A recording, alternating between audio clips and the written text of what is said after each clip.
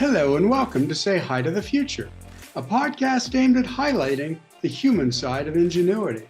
My name is Ken Tenser, CEO of SpyderWorks, a leading business consultancy for mid-market organizations and entrepreneurs globally. With me today is Lisa Mattam, founder and CEO of Sahajan and founder of AccelerateHER, an early-stage accelerator targeted specifically for Canadian women founders to gain the much-needed guidance, support, and insight to grow their business.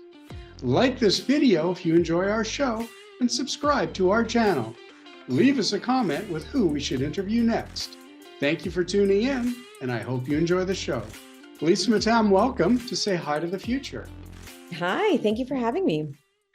So Lisa, as entrepreneurs, a lot of people will look at us, especially serial entrepreneurs, and say, wow, they jump from one thing to the next. What are they thinking?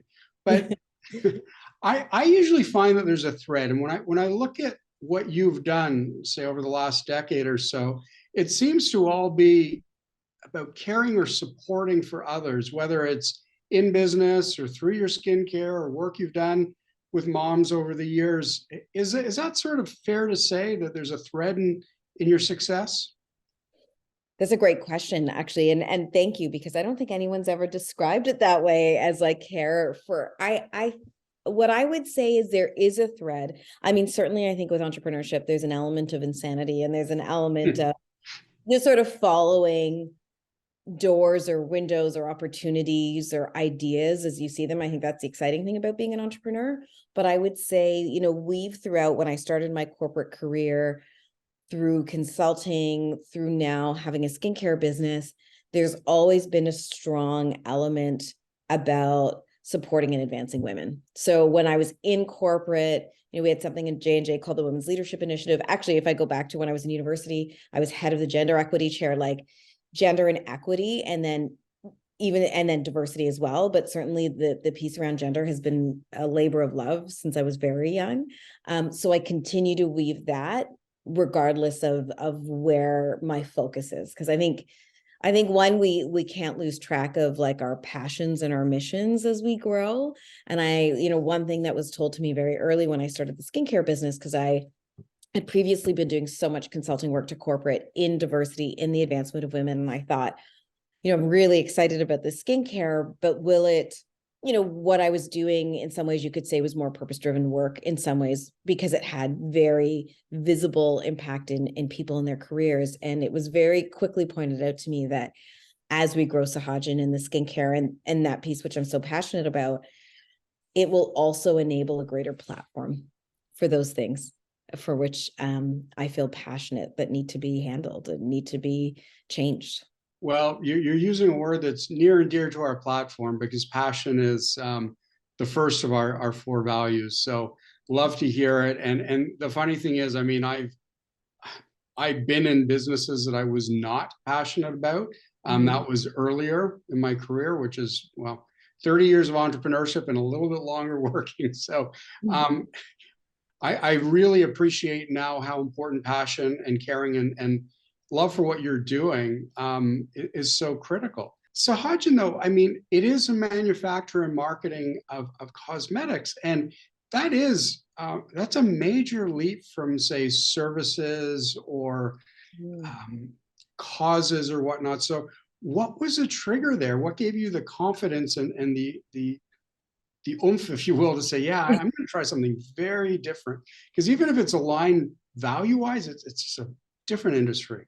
Oh, it's a completely different industry. And, I often share that I started my career in pharmaceuticals. So I have a marketing strategy background, but in a very regulated environment and working for very big organizations. So I started my career in a smaller Swiss biotech, but even then it wasn't like I was in the back finding manufacturers or working with recombinant DNA. And so it was really, so I worked in corporate. I consulted for a number of years back into pharma, and then did a ton of work around women and diversity and leadership. And then truthfully, it was happenstance. I think I always knew, and I think as many entrepreneurs know, that there are many journeys to be had. But I came home one day, I was pregnant. My daughter was at the top of the stairs. It's funny, I was about to like look back, but we've recently renovated, so the stairs have moved. But my daughter was at the top of the stairs. She was almost 3, and she had gotten into my skincare while I wasn't home. So she had it all over her face, like super thick, the way that kids do. And I remember being like, oh my God, I always like, she's so cute, right? Everyone thinks their children are the best.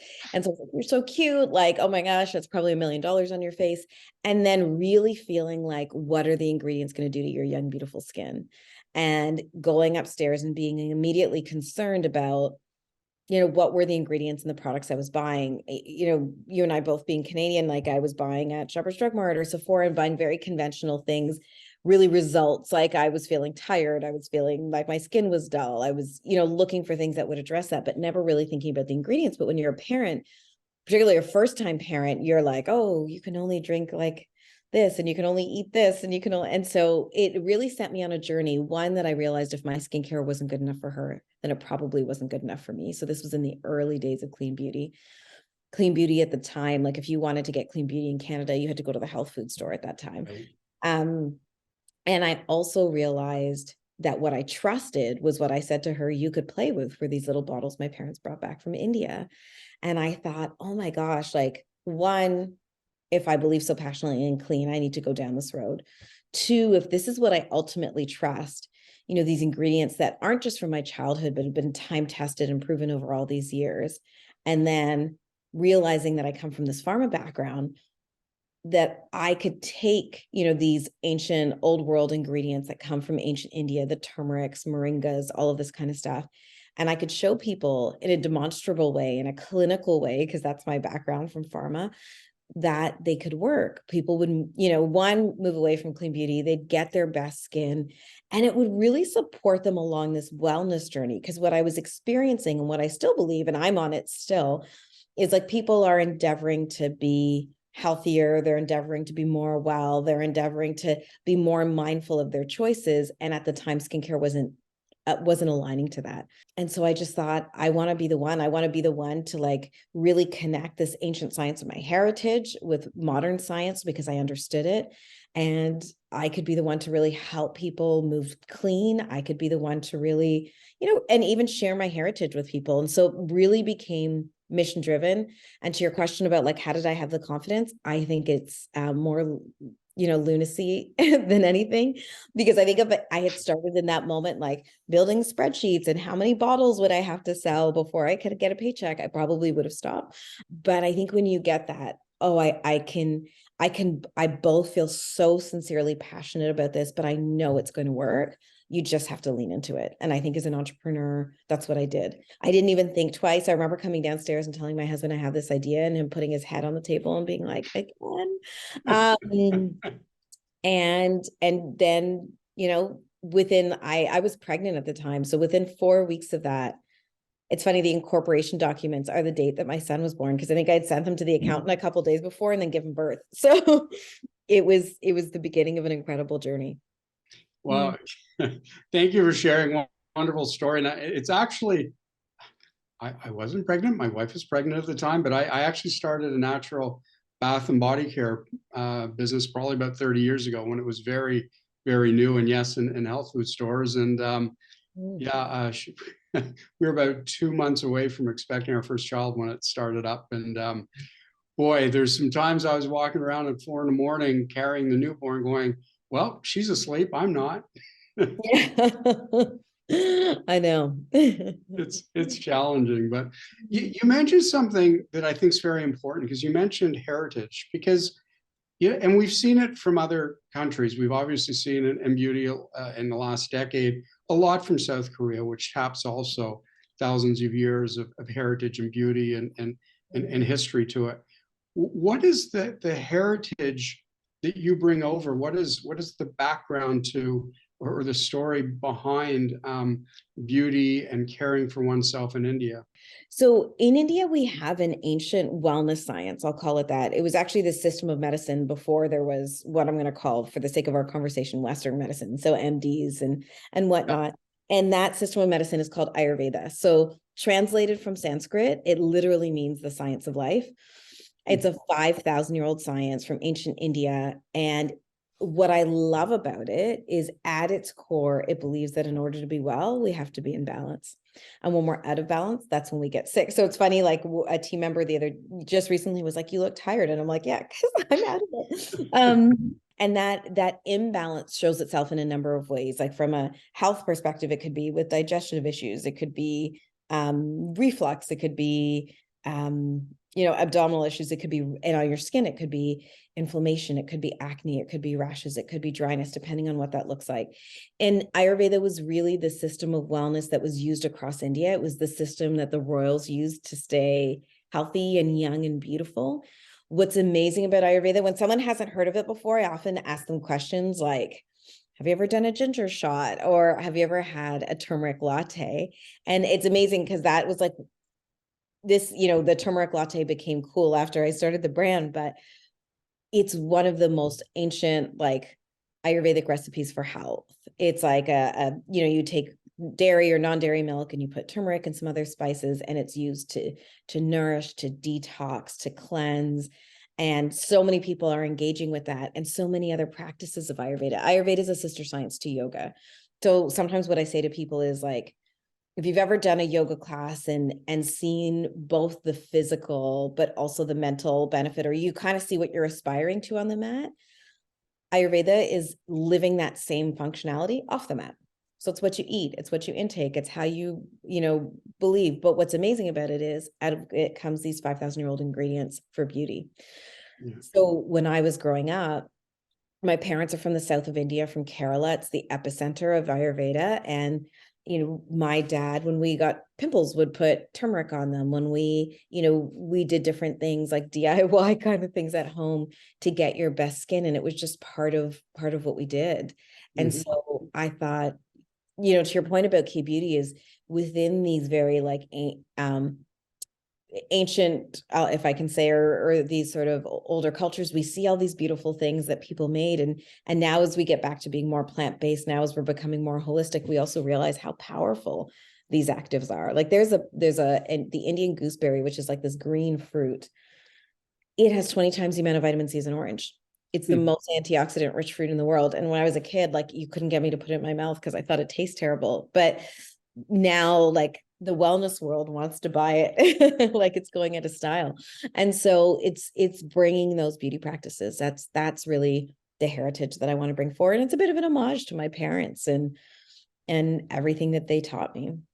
I think that too many of us who were born and raised in North America get so focused on the last few hundred years, and to understand cultures with that great heritage and longevity and the thoughtfulness that's underlays, the lives that are lived outside of North America. I think it's just a wonderful part of what you're doing.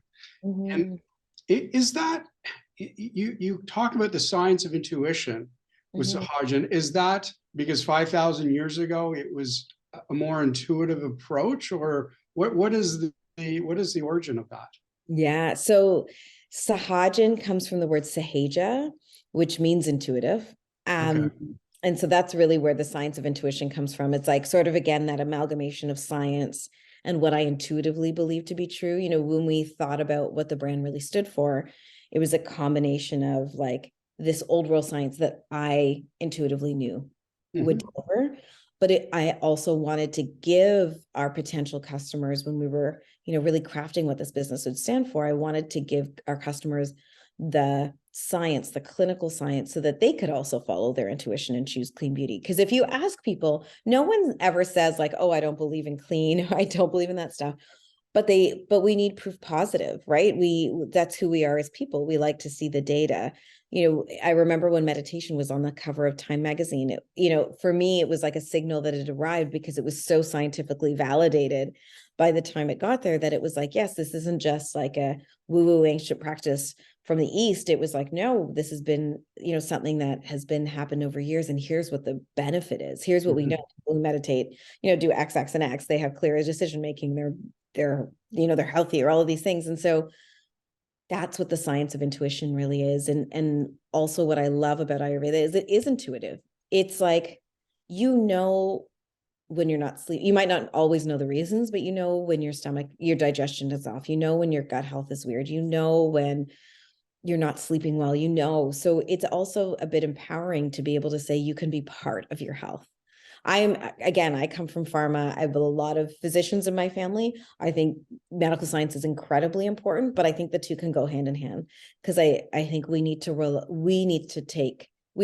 on ourselves to empower our best health.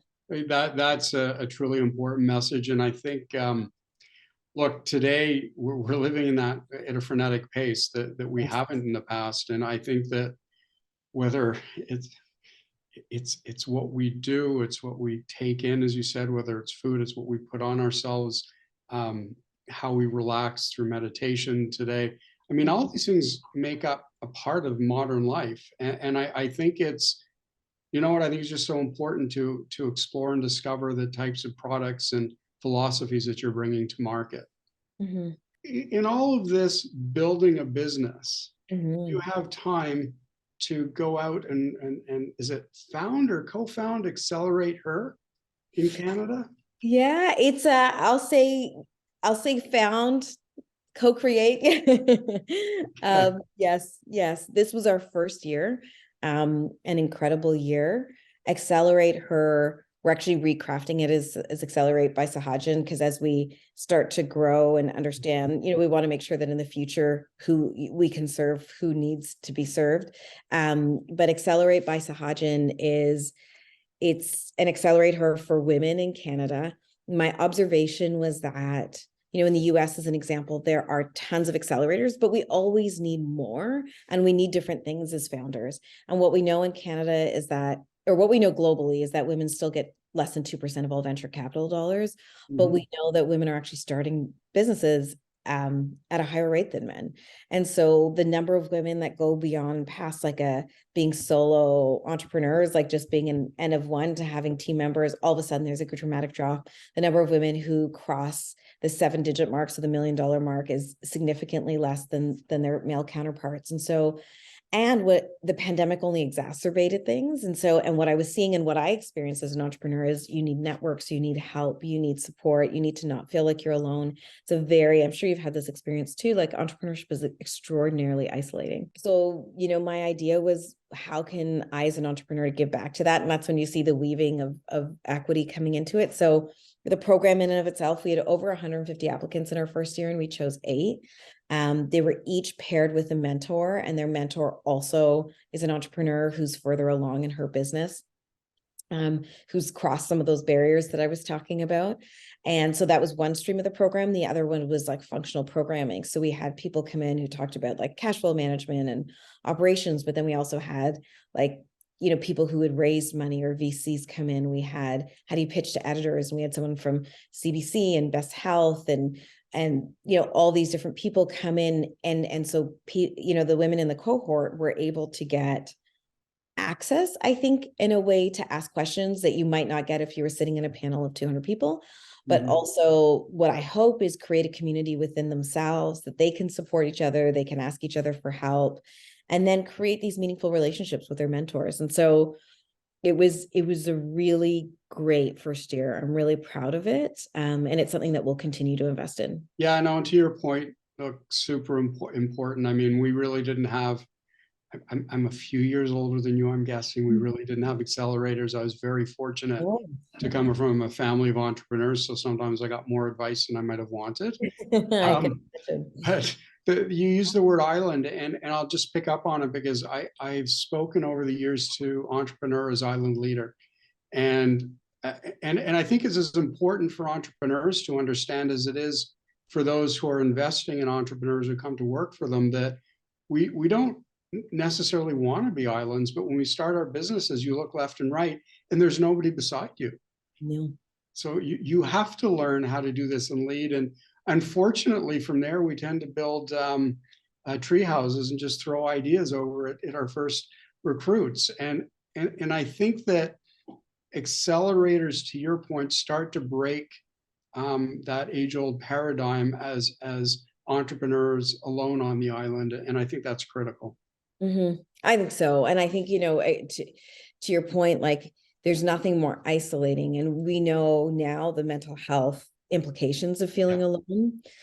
And even sometimes as entrepreneurs, like I found this with myself, sometimes I need to get out of my own way, but I don't know how because I don't have the resources or the advice or the benchmarks or, when you're often again sitting watching a panel at a conference, you're seeing people who are there, and you're hearing their story, but you're not necessarily sure how to navigate there. Or, there's little things that you've always wanted to ask. And sometimes those little nuggets that even maybe you might know to come through in a way, when you have an intimate setting that just kind of steer you on the path. On the word path, let's go back 8 or 10 years. There's Mm-hmm. something that you did back then, and you know what? I just think it is truly foundational to what you're doing now, and Mm-hmm. and how you speak and how you support other people, and how you think about the systems around the entrepreneur or the individual. In this case, it was Mum's the Word. Can you Mm-hmm. talk a little bit about what that was about and how it supported and helped us think about moms as in a very different way as business leaders? 100%. I'm happy to. So, for background, I had met this incredible author, lawyer, researcher, Reva Seth, who had written a book called The Mom Shift. And The Mom Shift was really a collection. She had done interviews across women who were, I'm going to put it in quotes, like air quotes, but like successful, but women who had progressed their career to a place where had achieved certain ambitions and aspirations. And what was interesting about The Mom Shift was where she had a woman who had her kids early in life and then leaned in later. The next one would be a woman who did the opposite, who had her kids and then became a partner at a law firm, for example. And so what she wanted to do was, one, dispel the myth that children were an inhibitor to career success. And she wanted to explore what were the, again, real things that women were doing to navigate their success while being mothers. And then when she and I connected, I was doing a ton of work in corporate around advancing women in diversity, and not as much specific work around women, but that was, or around moms, but that's where that's often where you saw the challenge, right? You would see, and I would have firms tell me this, I would have big corporate entities tell me, we'd have all these great women who come into the organization and then they have children, and the perception was, and then they're just, they either step back, which does happen sometimes, or they don't continue to move up the ranks of the organization. And so the purpose of Mom's the Word was like, Mom is the word, you used to say like Mom's the word, something to be quiet of, but it was really this idea that organizations have a hand in creating an environment where mothers/parents, but mothers can be successful in the workplace. Because what you realize is bigger organizations, they've put in all these policies, and this is pre-pandemic, but whether it be like flexibility policies, work from home policies, all of these things. But then when you take those, you're not necessarily considered for those bigger roles, or that there wasn't transparency. And so we really called out those things. Like one of the recommendations I remember for that report a long time ago, because we looked through all the interviews that Reva had done and then compiled what we saw as consistent themes that organizations could act on. One of them was about being truly transparent. So, if you're in a law firm, I'm going to use this as an example, and the requirement to become a partner is X, say that it's X, versus trying to be this really warm and inviting place and saying, we value this and we value that, and we're going to give you this, but you didn't do enough billable hours, or we didn't see you enough, or whatever it is. Like, be transparent so that people are able to make choices. One of our other recommendations was around relatable role models, because again, we had people who said, some of the women at the top weren't mothers, and so they didn't feel like they could relate to their success, but also that those leaders, while they had incredible successes, didn't navigate the same challenges. And so, and they wanted to hear from people who weren't necessarily, again, at the top, because they wanted to know, for a new partner who had kids, how did she do it? They wanted to know for a new P, for a new, whatever it is, for a new principal, like, how did she do it? And those very functional things really start to open, or really start to minimize the gap that exists, and really start to open up the funnel so that more people can participate. And what was interesting about that report is that they were big overarching buckets that we recommended, but it was more alongside of let's be honest and let's call a spade of the challenges, and then we can act on it. But if we pretend that, oh, you know what, we've put in all these great policies and this is what our credo says on the wall, then that covers us, and we'll never get there. Well, you know what, again, I think that's is a really important undertaking. I want to bring it up because, again, it ties back to where we started this conversation, where I see that tone or that thread about you is supporting, empowering other individuals. And I think that was, I think it's foundational, at least from what I see, to who you've become. And I also think it's really critical because, I mean, that's what, 8-10 years ago-ish. Fast forward to today, the traditional family has changed, roles have changed, how we identify the roles that we take on are wholly different. So I think that organizations, past mom or dad, are learning that people will take on different roles in a relationship with children. And we as leaders have to open our eyes to that, embrace it, and learn. I mean, especially, again, at my age, I had to learn that. And I think that for that type of undertaking, whether it was moms 10 years ago or just people in general today, we as leaders need to understand how we can better support. 100%. I think that's really critical. And it's true. Like, there's a little bit of a time stamp around that report because we were so focused on mothers. But what you also see in a post-pandemic world, and what I've observed, is that, we have, the work world has changed post-pandemic, and people have realized that, wow, like, if I don't have to do this commute every single day, and if I can be supported here, I can actually deliver more there. And so it is a relationship versus like a hierarchical partnership. So Lisa, as our time comes to an end on Say Hi to the Future for this episode, thank you again for being with us. And we've just started 2023. What's up for the year? Oh my gosh, so much. I feel like I already need a nap, but business-wise, so Sahajan-wise, all great things. Some things that I can't share. One that I can, which I would love to share, which is if you go back and remember that this came from a mission, from my home, built out of an homage to my parents, and, like, again, a nod to my heritage and my pharma background. This year, within the JW Marriott, the Ritz-Carlton, the St. Regis, so that whole hotel chain, Sahajan will be the in-house skincare partner, that's amazing. So if somebody is staying in their rooms, they will be using our Golden Milk Cleanser or some new products that we've put together for this chain, which is awesome. So that's exciting. AccelerateHER, or Accelerate by Sahajan, is, we'll start recruiting for our next cohort, and it's going to come out with a bang. And I'm so grateful to what I call our OGs, or our first cohort, because they've really set the stage for a strong program. And I don't know, I have this feeling 2023 is going to be just a golden year all around. So congratulations on all your success. Thank you for sharing your passion with us, and look forward to catching up. Thank you so much. And thanks for inviting me. I appreciate it.